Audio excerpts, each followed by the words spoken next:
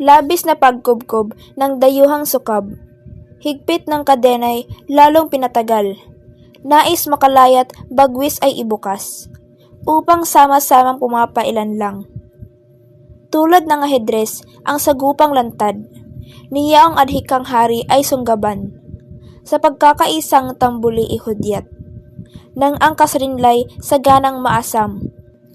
Sa bawat sigaw, ang puso'y naglalakbay, sa hirap ng laban, pag-asa'y umusbong.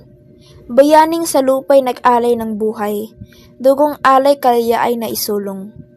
Sa anino, patuloy ang alaala, mga sakripisyo'y di malilimutan.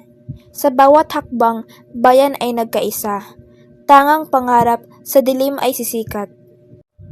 Halaga ba'y ginto sa wangis ng dilim, na siyang kikinang kay rikit tingnan din. Tinangis kat inirog sa silong ng bituin, subalit sa palad ang luhay niyurakan. Ganyan kahikil ang dayong mananakop, sa dakong inirog ang away naglaho. Nais mahawakan ang nais maarok, ngunit paano kung sa gapos ay silo? Sa puso'y apoy, sa diway may pag-asa, kalayaan ang mithiin ating dasal. Laban sa dayuhan, di natin isusuko. Para sa bayan, buhay ay isasanggal. Ang katipunan, samahan ng tapang, sa lihim na pulong, plano'y isinulat.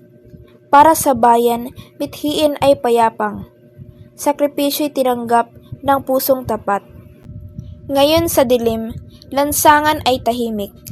Ngunit sa puso, apoy ay nagliliyab. Alingaw-ngaw ng nakara ay bumalik. Sa ating bayani, kalaya ay nag-alab. O bayan ko, huwag hayaang maparam. Sakripisyo ay yaman ng kasaysayan. Sa bawat sugat, may pag-asa na ramdam. Kalayaang tinubos ng katapangan.